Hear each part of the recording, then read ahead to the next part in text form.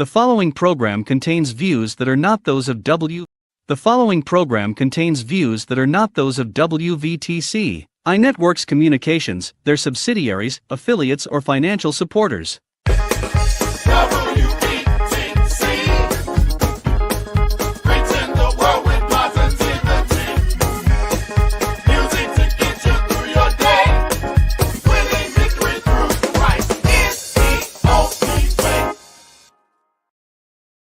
Go to your Apple or Google Play Store and download the WVTC Gospel Radio app today.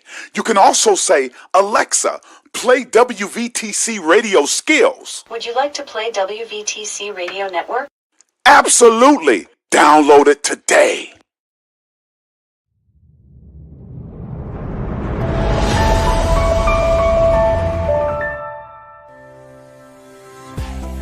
Welcome to WVTC TV Network, capturing family moments in real time, bringing families closer together from the comforts of home. We are unleashing something different to the world. Start your subscription today for the low price of $4.99 per month or $55 annually. Go to www.wvtctvnetwork.com to sign up today. WVTC TV Network is streaming live on 8 different platforms. You can easily download the WVTC TV Network app on the Apple Store, Play Store, Roku, Fire TV, and more. Here at WVTC TV, we have access to movies that everyone can enjoy, including independent films, Sons of a Preacher and a Good Thing, Treasures of Life, the epic drama, The Passion of the Christ, and the box office hit Madagascar Escape to Africa. Remember, go to www.wvtctvnetwork.com and sign up today.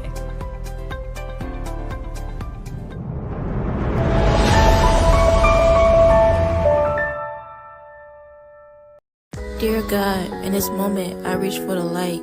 When the path seems uncertain and hope feels out of sight, guide me through the darkness, let your love be my guide. In the depths of my struggles, I know you're by my side. When the world fades away, I find myself wandering through memories, tracing the lines of who I used to be. In the quiet night, when the world fades away, I find myself wandering through memories, tracing the lines of who I used to be. A tapestry woven with dreams and scars, each thread a story, each color a part of the journey that shaped me, the battles I fought.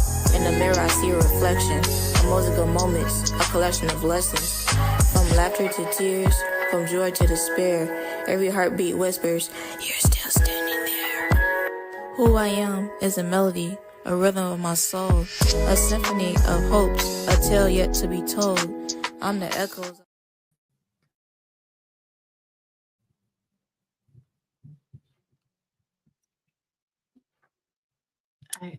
Hi, thank you for tuning in to Live Dream Survivors.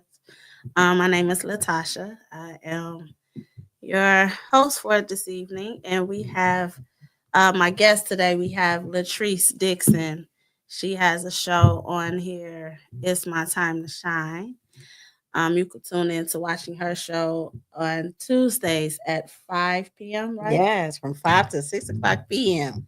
Okay. Today, Latrice is gonna share her story, her testimony about dealing with domestic violence abuse.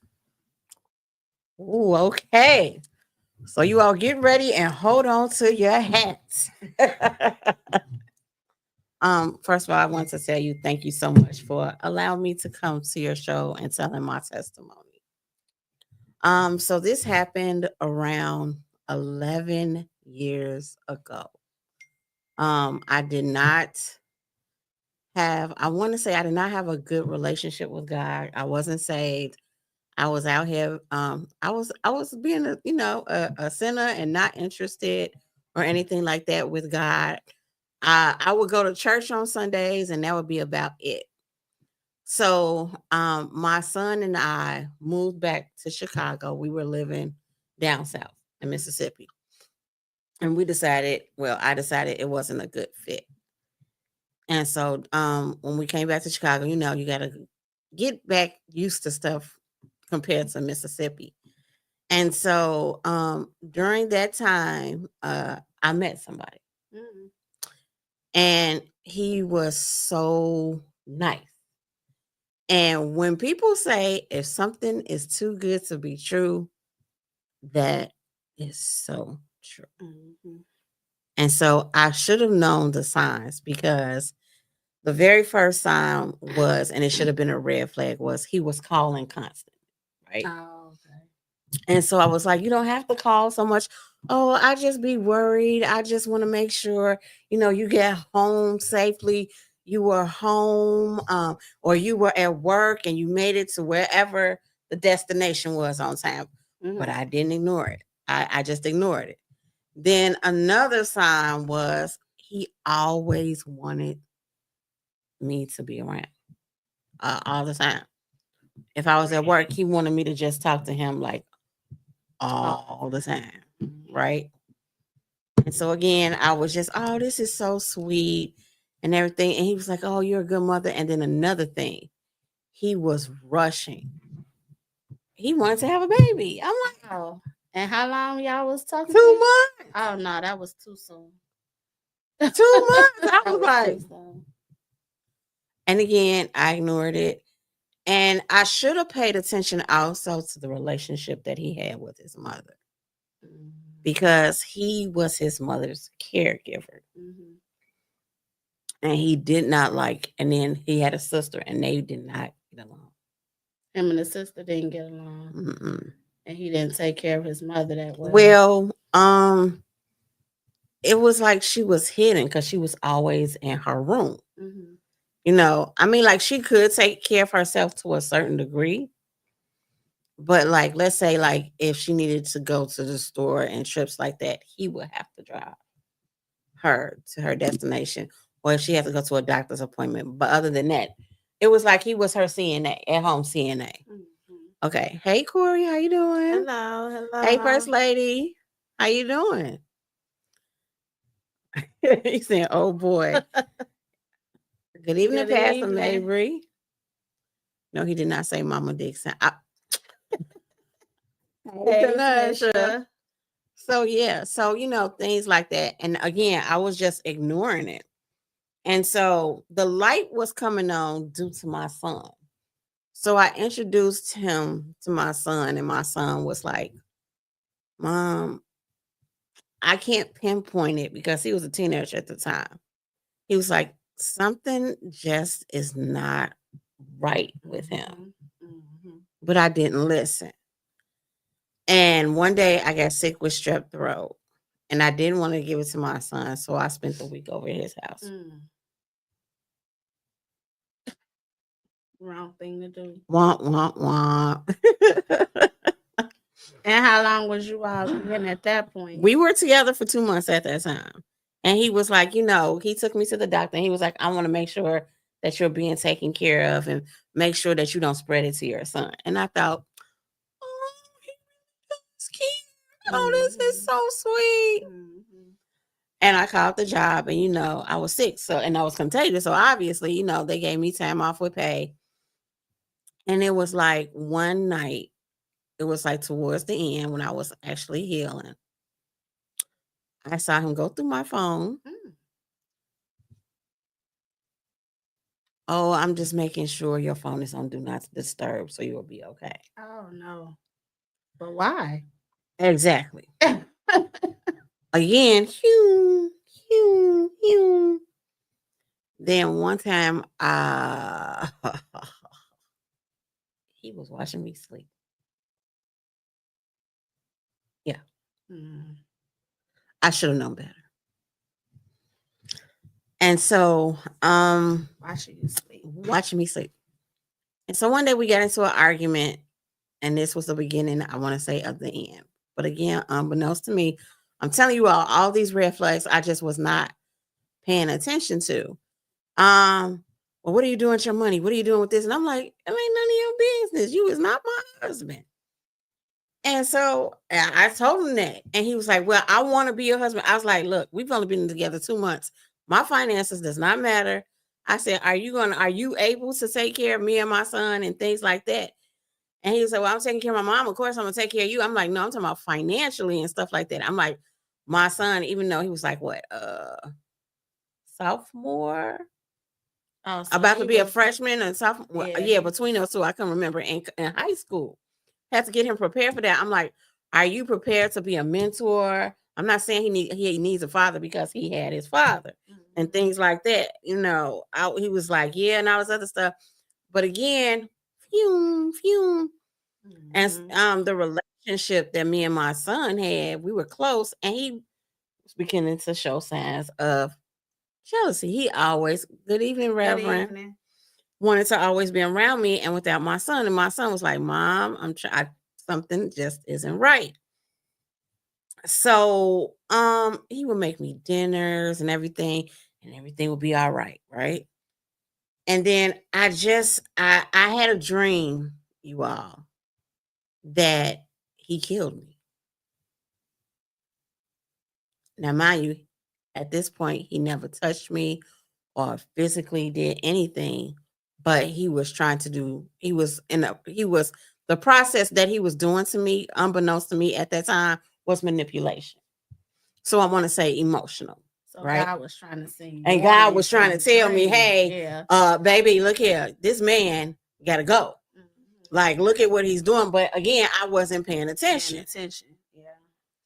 And so at the time, I had a female pastor. No, I was about to go to the female pastor. And she said, I had a dream about you. Call me. And so, again, I told you all I had a dream that he killed me. So I said, I called her that Friday. I had the dream that Thursday. I called her that Friday. And she said, I can't tell you over the phone. I want us to meet up somewhere. So, again, that's right, red flag. So, that Saturday, I usually spend the day with him because my son was with his dad on the weekend. And I said, well, I'm going to be a little late. You know, I said, I have somewhere to go. And he just went off the rails. Where are you going? Who are you going with? What time are you coming back? What are you wearing? And I'm like, oh. And so I was like, God, I think I'm going to have to do like when Homer Simpson went into the bushes. I said, I think I'm going to have to slowly ease away. So I went with this former pastor and I told her, who was going to be my pastor, who was not my pastor, she was a prophetess. She said, I had a dream about you. I had a dream you died. And she said, are you dating? And I said, yeah. And so she said, can you describe the person? I said, why? I said, can't you describe who you saw in the dream? And guess who the person was? She described him to the T. Wow. God revealed it to her. Right. And so I did not go out with him that evening, right? And my son was supposed to go with his dad that evening. And he said, Mom, I'm so glad you didn't go with that guy. Because once again, something ain't right. And I think he's going to do something to you. So I spent the rest of my Saturday with my son. Well, when we came home, guess who was there? Waiting on me at my house. He was sitting in the car Talking outside? to my dad, saying he had cancer. He didn't know how long he was gonna live, that he loved me and my son, that he wanted to marry me. No. He wanted to be a family, and he sacrificed getting pulled over because one of his headlights was out. That's too much. Oh no. And guess what happened? My dad left us alone and talked. And I asked him, what was he doing here? I said, I told you I've already had plans. I mean, like, literally. I was like, I told you. I was like, I'm not going to see you. Well, I'm just checking. And this was the same one. But for some reason, my brain was like, do not go anywhere with this man. Now, at the time, I thought it was my brain. That was God telling me. But guess what happened? You went somewhere with him? He was like, okay, I'm leaving, but can I talk to your dad? And my dad told me, drive behind him to make sure he gets home safely. Oh, your dad told you to follow him home. So I got up to get my keys, and my son got loud and said, "That man is about to kill my mom. And if anything happens to her, it's gonna be your fault." That's exactly what I heard what my son Right, how said. he used cancer to Yeah, manipulate. exactly. But what's crazy is we went to church together and he told the church the same thing. Yeah, he And was they were just feeling sorry lying for him. the They whole was, time. yeah, and they was, praying for him and everything. So I drove him home. I drove by him home. And so he was like, "Do you mind staying for a while?" Again, God saying, "Don't go with this man, please, Trees." And I didn't listen. And I fell asleep, right? You all, I fell asleep. That's true. Why drive behind a man to make sure he exactly? Man, right. He a man. Your I mean, father like, could have did that. instead right? of My telling dad could have you. did that, but Mhm. bless his ministry, General Johnny. I went to sleep. I woke up, and you all, I was very quiet. I was trying to ease out, and I looked for my phone. He had my phone. You all, he was trying to steal money out of my account. So, at the time, it was an iPhone like 5 and 6. That's when they was out. He didn't know the password, so they locked him out of my account. But he got into my phone saying, "Who is this and who is that and who is that?" And I'm like, "Do you see this is work?" And da da da da. All of a sudden, I thought you were a good woman. I didn't know you were a boop. And he just started calling me all of these type of names, and all of a sudden, he hit me right here. And during that time, when he hit me, that was the first time he hit me. I went unconscious. Yeah, because the way he hit you. Right. And I have, as you all can see, fake nails. I have fake nails. So when I became unconscious, he ripped off my fingernails. Yeah, with my real fingernails, my fake fingernails and my nails underneath. Oh, that's. And he just beating on me. And God came to me, and I'm like, he's like, "Latrice," and I'm like, "God, is that you?" I couldn't see God. It was a beautiful white light, and I kid you all not. And I said, "I'm about to die." And he said, "You shall live and not die." I said, "Do you not see that?" And he said, "You're going to use this as a testimony because you're going to forgive this person. You're going to tell what happened, and you're going to overcome it. And you're going to tell people out there what to look out for because of what you went through." Then on top of that, he said, "I'm preparing you for such a time as this." And unbeknownst to me, I'm thinking I'm going to die. So you all, guess what? I came back unconscious. And he got tired of hitting me. Literally, he went out. He's like, out of breath from hitting me so hard, right? And so when he got tired, I took a lamp post and I hit him with it because I had to get out. And he's like, "Stop hitting me." I'm like, and then when I reached for his PlayStation, "I won't hit you no more. I'm sorry. I'm sorry. I'm sorry." I took my keys. I'm bleeding all over. And his mom comes out and says, "Let me talk to you. Your room is next to the room you hear your child beating on me." And she had the nerve to ask, "What happened?" Hello. "Hey, Natalie," I said, your as you can see, your son beat me." Right. And I ran out and I forgot my phone and I had to go back and get my phone. So I ran back in and they still right there, I guess at the time concocting what they gonna say, right? So he said something and I said, "I hope you die." And he hit me in front of his mother, knocked me out in front of his mother. So on this time, I'm on the floor crawling to get my phone. And this is like 2 or 3 o'clock in the morning. I called my auntie. My auntie said what happened.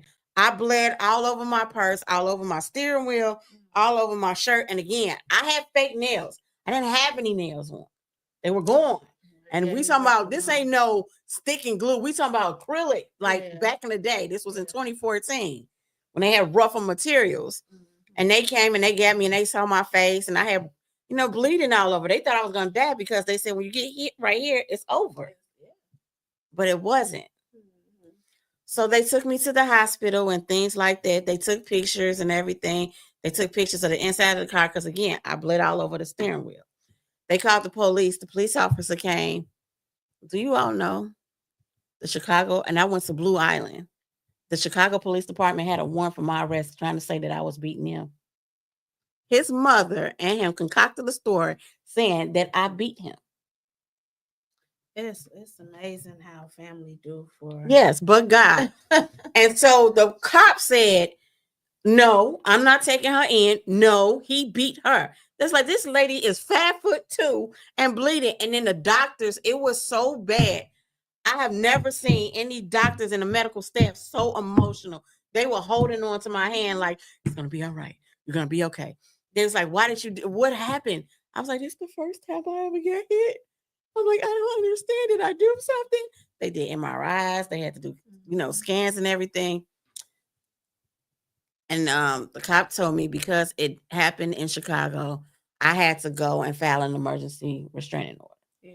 I went home. My son stayed up and he looked at my dad and he said, how could you do this? He said, now what if that boy would have killed my mom? And my dad just looked at me.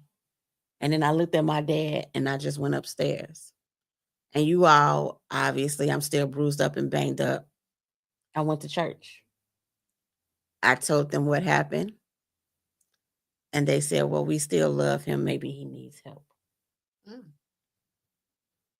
Well, yeah, he needs help, but I mean And so, went to church, told them my testimony. Nobody said anything. They just hugged me and that was it. Monday, I told them I had to take off work and I sent them the pictures and everything. I showed them the pictures of what happened. I went downtown to get a restraining order. And this was when Kim Fox was in office. And they told me because I fought back, it was a battle of who was going to get the restraining order first. Oh, because you didn't feel like at the time when he popped up at your house that was right. It was on Friday. stalking. Right. It was a Saturday. That was the first time he ever did that. Right. Yeah. So it took me 6 months to get the restraining order. Then it turns out he had over a dozen. I want to say over Cases 96. like that. 96 with different names and everything like that. They had went and put restraining orders on him. Yes. But then question you when you Right. went Oh, to- but here is the kicker. After I got my restraining order, his mom called my job. That's right, sis, but that's what they said because I fought back and he had one little mark from me hitting him with the lamp. It was a battle of who's who. But yeah, after I got the restraining order, and 6 months later, his mom called my job to see if I still work there. Wow. And his new girlfriend called me. Y'all ready for this? She said, well, I heard he hit you and he promised not to hit me no more. I said, so what happened to you? She said no more. No more. Y'all listen to this. I said, wait a minute. I said, he's hit you before? She said, no. Oh, so this is what he did. You listening? Oh, I was in a bed laying down with my 3-year-old baby. And when I was in the bed, he poured alcohol on me and tried to set me on fire. But the match didn't light. I said, and you took him back? She said, yes, because he promised not to hit me. Oh, I said, ma'am. there's something wrong with her. I said, ma'am, I think you need help and therapy. And her brother got on the phone and said, how long ago was this? And he said, didn't I tell you not to be with this man? And I don't know what happened, but I just told her, I said, girl, he tried to kill me. So if he promised not to hit you no more, what makes you think that this time he won't succeed in killing you if he tried to set you on fire? He was trying to kill her too. Then guess what, y'all? He called me. And he threatened to kill me. Yeah, they Called do the that. police. And you know what I told him? I said, come on and kill me. You know my address. You know where I work at. Come kill me. But God. I'm sorry you had to experience that. That was God. Yeah. Because it showed me that God is still in control. God will never leave me or forsake me. Yeah. This is a testimony for somebody else to be aware. Look for the signs. And he was there. I didn't die. Thank God. Mm-hmm. Nothing was broken. Thank you, Jesus. I did not lose my life. And that, hey, and guess what, y'all? I forgave him. Still do. But yeah, because you have to forgive the person that hurt you in that kind of way, Mhm. and in order for you to be healed. That's right. But it took some time for me to heal because, like, every now and then, I still jump and things like that, even though I'm protected and things like that. But I do not wish that on anybody. Oh, girl, I took up your time. I'm sorry. Oh, no, you're fine. I mean, that's the purpose of this show, is for someone, Mhm. you know, for people to learn about abuse, for people to be able to, you know, Look for let the their signs. guards down and share their testimony, their Yes. story. Because if we don't talk about our stories, there are others that won't feel comfortable in talking about their stories, Right. and they won't get healed from it. Right. So it starts from people like us being able to share our stories. Yes. And thanking God that, you know, he got us through that horrible Yes. time in our life to share it to others, so that Yes. they can know the signs, and Yeah. you know, Be cautious and be careful. and like you say, you know, you still go through the moments. Sometimes I still go through the Right. moments, you know, especially if you talk to me a certain kind of way. Right. You know what I Right. mean? Exactly. And so even with my kids, I have to tell them, hey, don't talk to me like that. You Right. know, it sets off certain Right. things.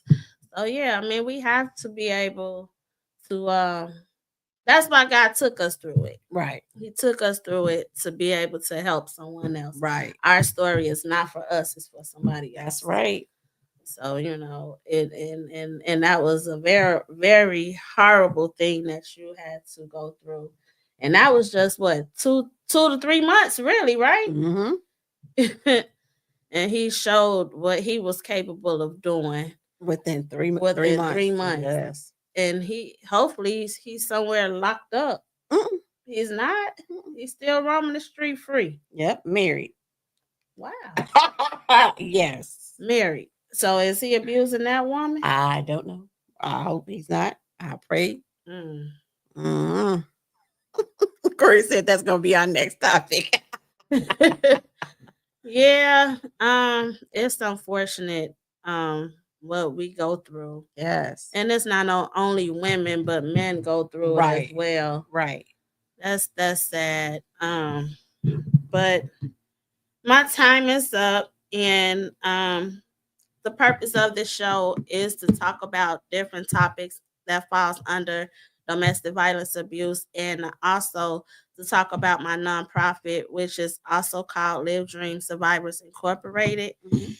And we are a nonprofit that is dedicated to creating a safe space for abused women and children recovering from the effects of domestic violence, and we offer support with job placement, housing, and counseling to help them rebuild their lives, to help them start That's over amazing. again. Because at that time, I don't know about you, Latrice, but Mhm. at that time when I made the transition to get out of the abusive relationship, I mean, I had my mom at the time to Mhm. help me with that transition. I just went to her house until I found a new place because I had to relocate. Mhm. But there's some women out here that don't have anywhere to go. Right. And so I just wanted to be open to helping them with finding somewhere to go, or helping them with their mental mind. And if you need that type of help, you can either email us at Live Dream Survivors Incorporated 24 at gmail.com, or you can reach out to us 630-286-9514. Right. Okay. That's amazing. And if you don't feel comfortable with reaching out to us, you can contact the domestic violence hotline. Give me 1 second to pull that up. Domestic violence abuse hotline, which is 1-800-799-7233. And thanks you all for tuning in to the Live Dream Survivor Show. Thank you, Latrice, for No problem. being able to share your story. Thank And I you. hope that there's someone that's listening that might be going through this that will feel comfortable enough to reach out and see through our experience Yes. how there is a bright side after going through what you have gone through. That's right. Bye. Have a good evening. Bye, everybody.